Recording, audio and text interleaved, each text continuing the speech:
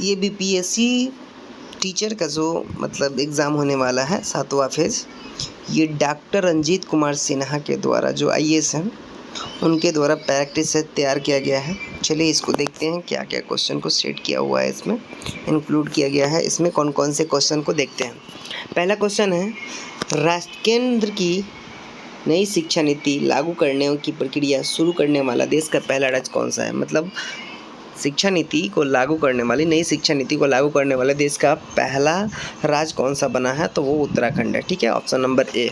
दूसरा है ऑपरेशन प्रहार। ऑपरेशन प्रहार, बिहार में ऑपरेशन प्रहार संबंधित है आपका शराबबंदी से, जो बिहार पुलिस के द्वारा 2022 में चलाया गया था। नेक्स्ट है आपका क्वेश्चन, निम्नलिखित में से कौन सा संगठन भारत में सकल घरेलू उत्पाद यानी कि जीडीपी का गणना करता है। तो जीडीपी का गणना करता है, आपको याद रखिएगा, जीडीपी ग्रॉस डोमेस्टिक प्रोडक्ट का गणना करता है राष्ट्रीय सांख्यिकी कार्यालय। नेक्स्ट आते हैं हम 4 नंबर, आर्थिक संदर्भ में आईआईपी का पूर्ण रूप क्या होता है। तो आईआईपी का होता है index of industrial production.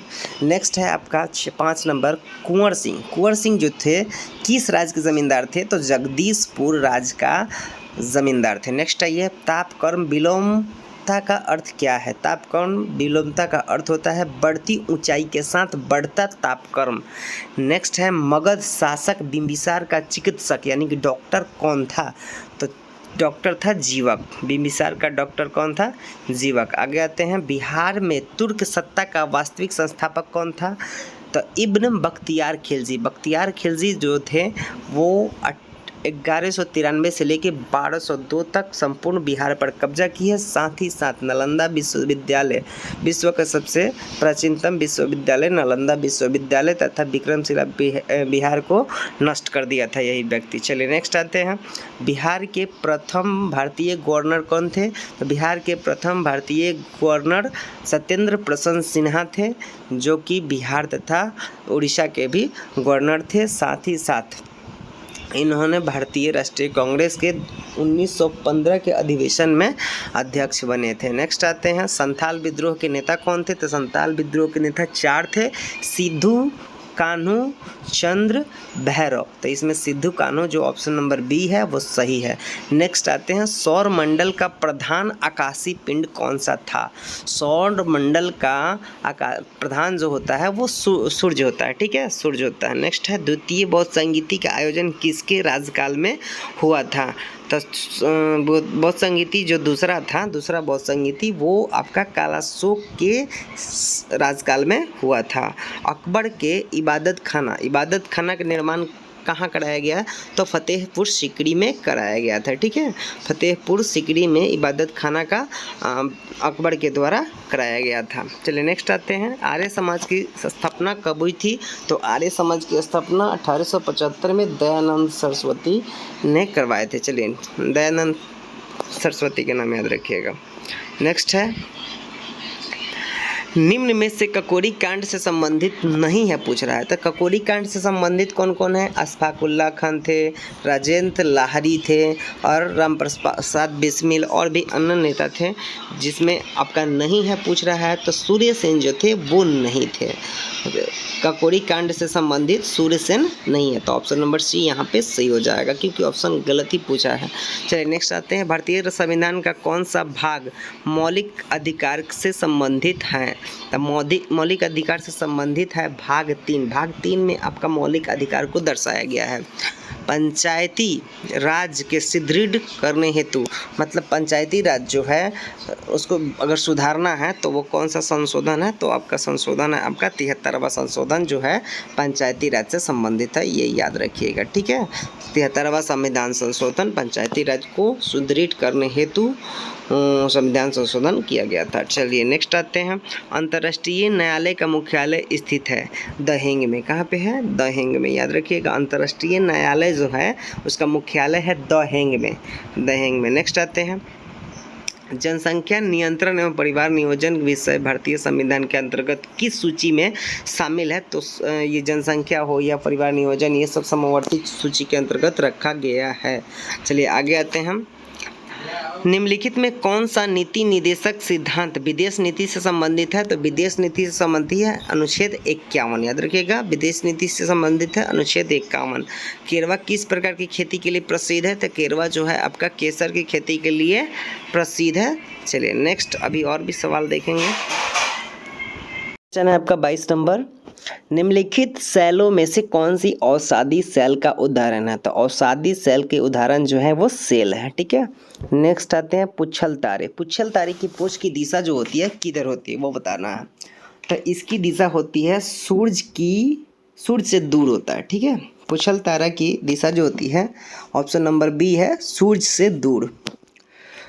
24 number सवाल है, निम्नलिखित में से भ्रंश से संबंधित कौन है? तो भ्रंश से संबंधित है मानेन। भ्रंश से संबंधित है मानेन।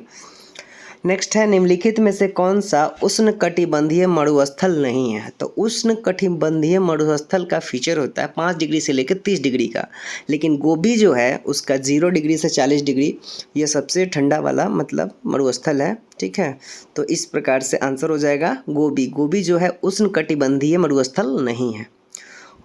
नेक्स्ट टाइप का 26 नंबर, निम्नांकित में से कौन सी शिक्षण सहायक सामग्री महाद्वीपों के अनुपातिक क्षेत्र एवं आकार को दर्शाने में सर्वाधिक उपयुक्त है? तो सर्वाधिक उपयुक्त ये सब चीज़ महाद्वीप वगैरह के बारे में जानना, ग्लोब बेस्ट ऑप्शन है, इसका सबसे बेहतर ऑप्शन है globe. A option number A सही है। नेक्स्ट है, भारत में प्रथम कोयला खान कहाँ खोदी गई थी? रानीगंज, सबको पता होगा, रानीगंज पश्चिम बंगाल, रानीगंज। ठीक है, नेक्स्ट है, भारत की जनगणना 2011 के अनुसार सबसे अधिक अनुसूचित जनजाति कौन है? तो सबसे ज़्यादा अनुसूचित जनजाति जो है वो भील है 1 नंबर पर, और 2 नंबर पे है गोंड। नेक्स्ट है, यू आकार की घाटी का निर्माण कौन करता है? यू आकार की घाटी का निर्माण होता है हिम नदी से। हिम नदी से निर्माण होती है यू आकार की घाटी। बिहार राज्य का कुल भौगोलिक क्षेत्रफल कितना है? 94,163 वर्ग किलोमीटर बिहार का कुल क्षेत्रफल है। चलिए नेक्स्ट आते हैं 31 नंबर, राजपूत पेंटिंग के लेखक कौन है? आनंद के कुमार स्वामी। राजपूत पेंटिंग के लेखक हैं आनंद के कुमार स्वामी। नेक्स्ट है, लोक कला का संबंध किससे है? तो लोक कला का संबंध होता है आपका क्षेत्रीय कला से, जैसे असम की डांस क्या है, बिहू, इस प्रकार से। चलिए नेक्स्ट आते हैं, ज्यामितीय डिजाइन कहते हैं। ज्यामितीय डिजाइन किसको कहते हैं? ज्यामितीय आकार से बनी आकृति को ज्यामितीय डिजाइन कहा जाता है। Option number B is correct answer. ठीक है, नेक्स्ट आते हैं, एपन का संबंध किस राज्य से है? तो एपन का संबंध आपका है उत्तराखंड से। ऑप्शन नंबर सी। हिंदुस्तानी संगीत में श्रुतियों की कुल कितनी संख्याएं मानी जाती है? तो 22। हिंदुस्तानी संगीत में श्रुतियों की कुल कितनी संख्या मानी गई है? तो 22। ठीक है, नेक्स्ट है आपका, खेल दिवस कब मनाया जाता है? खेल दिवस मनाया जाता है 29 अगस्त को मनाया जाता है। ठीक है, नेक्स्ट आइए, योग के संबंध में प्रमुख ग्रंथ योग दर्शन के लेखक कौन है?